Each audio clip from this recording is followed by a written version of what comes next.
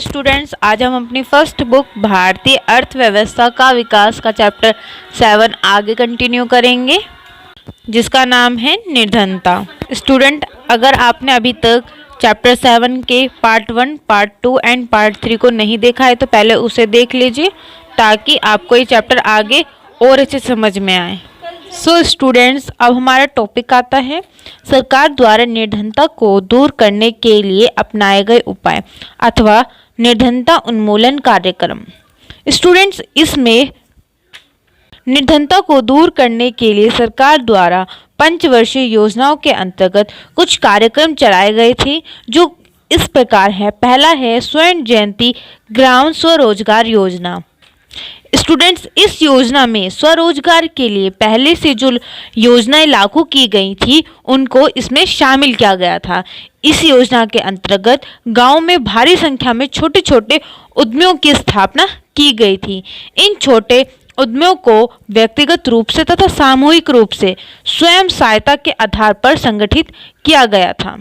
अब दूसरी योजना आती है राष्ट्रीय ग्रामीण आजीविका मिशन।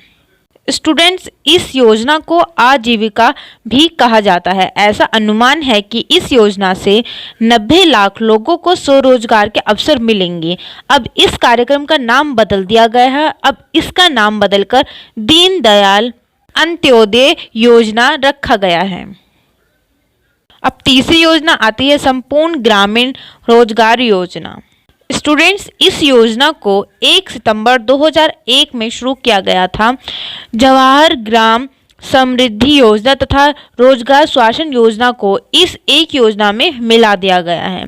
स्टूडेंट, जो ये योजना है इसका मुख्य उद्देश्य अतिरिक्त श्रमिकों को रोजगार के अवसर प्रदान कराना है और क्षेत्रीय आर्थिक तथा सामाजिक दशाओं के विकास पर अधिक बल देना है, और साथ ही साथ आधारिक संरचना के विकास पर अधिक बल देना भी इसी योजना का उद्देश्य है। अब हमारी चौथी योजना आती है प्रधानमंत्री ग्राम उदय योजना। स्टूडेंट्स, यह योजना 2001 में शुरू हुई थी। इसका मुख्य उद्देश्य ग्रामीण क्षेत्र में लोगों के जीवन स्तर में सुधार लाने के लिए 5 महत्वपूर्ण क्षेत्र, जो स्वास्थ्य, प्राथमिक शिक्षा, पेयजल, आवास तथा सड़कों का विकास करना है। इसीलिए इस योजना के अंतर्गत 3 परियोजनाएं भी शामिल हैं, जो प्रधानमंत्री ग्राम सड़क योजना, प्रधानमंत्री ग्रामीण आवास योजना और प्रधानमंत्री ग्रामीण पेयजल योजना है। अब हमारी 5वीं योजना आती है जय प्रकाश रोजगार गारंटी योजना। स्टूडेंट्स, इस योजना का उद्देश्य देश के बहुत पिछड़े जिलों में गारंटी रोजगार उपलब्ध कराना है, जिससे रोजगार की मात्रा अधिक और निर्धनता कम हो सके। अब हमारा छठा मिशन या फिर योजना आती है स्वर्ण जयंती शहरी रोजगार योजना। स्टूडेंट्स, इस योजना का आरंभ 1 दिसंबर 1997 से शुरू हुआ था। इस योजना का उद्देश्य शहरी बेरोजगार तथा अल्प बेरोजगार वाले लोगों को स्वरोजगार तथा मजदूरी रोजगार प्रदान करना है। इसीलिए इसके अंतर्गत 2 योजनाएं शामिल है। पहली शहरी स्वरोजगार कार्यक्रम और दूसरी शहरी वेतन रोजगार कार्यक्रम। स्टूडेंट्स, अब हमारी 7वीं योजना आती है प्रधानमंत्री रोजगार योजना। स्टूडेंट्स, यह योजना शिक्षित बेरोजगार युवाओं को रोजगार देने के लिए बनाई गई है। यह योजना एक व्यक्ति को अपना उद्यम स्थापित करने के लिए 1 लाख और अन्य क्रियाओं के लिए 2 लाख रुपए का ऋण प्रदान करती है। अब 8वीं योजना आती है लघु तथा कुटीर उद्योग का विकास। स्टूडेंट्स, इस योजना में निर्धनता तथा बेरोजगारी दूर करने के उद्देश्य से सरकार द्वारा लघु तथा कुटीर उद्योग का विकास करने हेतु कई विशेष उपाय किए हैं। स्टूडेंट्स, अब हमारा 9वां मिशन या योजना आती है न्यूनतम आवश्यकता कार्यक्रम।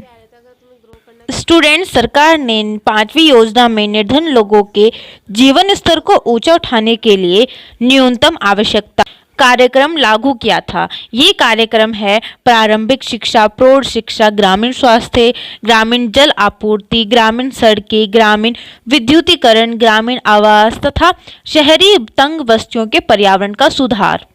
तथा इस कार्यक्रम से समाज के निर्धन और कमजोर वर्ग के लोगों के जीवन स्तर में वृद्धि की आशा की गई थी। अब हमारी 10वीं योजना आती है 20 सूत्री कार्यक्रम। स्टूडेंट्स, निर्धनता उन्मूलन के लिए एक नया 20 सूत्री आर्थिक कार्यक्रम 14 जनवरी 1982 में शुरू किया गया था। इस कार्यक्रम में 20 सूत्र हैं जो निर्धनता को कम करने के लिए आवश्यक माने गए हैं। अब हमारी 11वीं योजना आती है महात्मा गांधी राष्ट्रीय ग्रामीण रोजगार गारंटी अधिनियम, जिसे मनरेगा योजना भी कहते हैं। इस अधिनियम के अंतर्गत वे सभी व्यक्ति जो न्यूनतम मजदूरी दर पर अकुशल हाथ संबंधी काम करने से इच्छुक हैं, उन्हें 100 दिनों की न्यूनतम अवधि के लिए रोजगार दिया जाएगा। जो रोजगार प्राप्त करना चाहते हैं उन्हें उन ग्रामीण क्षेत्रों में पहुंचाना होगा जहां रोजगार कार्य शुरू किया जा रहा है। यह कार्यक्रम ग्रामीण क्षेत्रों में अत्यंत लोकप्रिय हो रहा है। एक अनुमान के अनुसार इस कार्यक्रम से लाभान्वित होने वाले व्यक्तियों की कुल संख्या 2014-15 में 6.22 करोड़ से बढ़कर 2018-19 में 7.77 करोड़ हो गई है। अब 12वीं योजना आती है सूक्ष्म इकाई विकास वित्त पोषण एजेंसी बैंक, मुद्रा बैंक। स्टूडेंट, सरकार ने अप्रैल 2015 में मुद्रा बैंक की स्थापना की है। इसका उद्देश्य सूक्ष्म उद्यमियों तथा स्वरोजगार लोगों की साख संबंधी आवश्यकताओं को पूरा करना है। मुद्रा योजना के अंतर्गत एक सूक्ष्म उद्यम 10 लाख प्रति इकाई ऋण के लिए हकदार है। स्टूडेंट्स, अब हमारा नेक्स्ट टॉपिक आता है निर्धनता उन्मूलन कार्यक्रम एक आलोचनात्मक मूल्यांकन। स्टूडेंट्स, निर्धनता उन्मूलन कार्यक्रम के निष्पादन का मूल्यांकन करने के लिए किए गए अध्ययन से ज्ञात होता है कि इस दिशा में कुछ प्रगति स्पष्ट रूप से दिखाई जा सकती है, किंतु फिर भी इन कार्यक्रम से वांछित परिणाम प्राप्त नहीं हो सके। इनकी विफलताओं के कारण कुछ उदाहरण इस प्रकार है। पहला, जटिल कार्यविधि। स्टूडेंट्स, हमारे देश में जटिल कार्यविधि के कारण प्रशासन तथा कार्यवंती करने वाले कर्मचारी गण प्रभावपूर्ण ढंग से अपना कार्य पूरा नहीं करते। उनकी प्रगति को देखने का कोई भी प्रबंध नहीं था। दूसरा कारण है संपन्न व्यक्तियों का समर्थन। स्टूडेंट्स, कार्यक्रम को चलाने वाले अधिकारी भी निर्धन व्यक्तियों की अपेक्षा धनी, शिक्षित और संपन्न व्यक्तियों का ही समर्थन करती थी, जिसके कारण इन कार्यक्रम के चलाए जाने के बावजूद भी हमारे देश में निर्धनता बिल्कुल भी कम नहीं हो पाई है। अब तीसरा कारण आता है दूरस्थ क्षेत्रों में पहुंचना कठिन।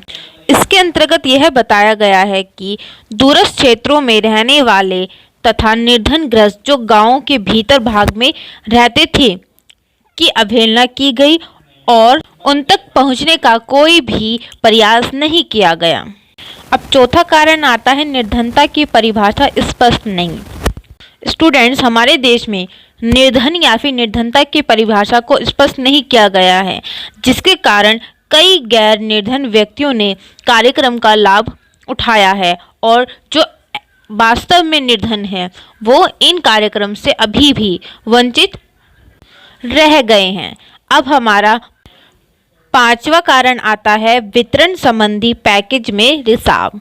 स्टूडेंट्स, हमारे देश में गांव के स्थानीय शक्तिशाली समूह ने निर्धनता उन्मूलन कार्यक्रमों के वितरण संयंत्र पर नियंत्रण रखना शुरू कर दिया, जिसके कारण वितरण पैकेज में कई रिसाव हो रहे हैं और निर्धनों को निर्दिष्ट सहायता राशि का केवल थोड़ा सा ही भाग या हिस्सा प्राप्त हो रहा है, जिससे ये कार्यक्रम चलाने के बावजूद भी हमारे देश में निर्धनता कम नहीं हो पा रही है।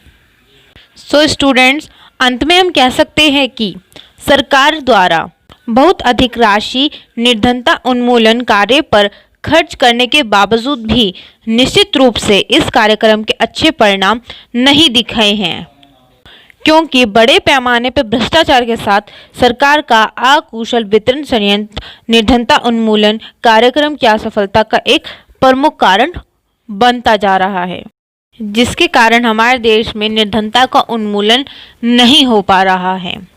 सो स्टूडेंट्स, यहाँ पे हमारा चैप्टर 7 कंप्लीट होता है। आई होप आपको ये चैप्टर अच्छे से समझ में आ गया होगा। सो स्टूडेंट्स, अगर आपने अभी तक चैनल को सब्सक्राइब नहीं किया है तो प्लीज़ चैनल को सब्सक्राइब कर लीजिए, और अगर आपको वीडियो पसंद आई तो प्लीज़ वीडियो को लाइक करना और ज़्यादा से ज़्यादा अपने फ्रेंड्स को शेयर करना। Thank you.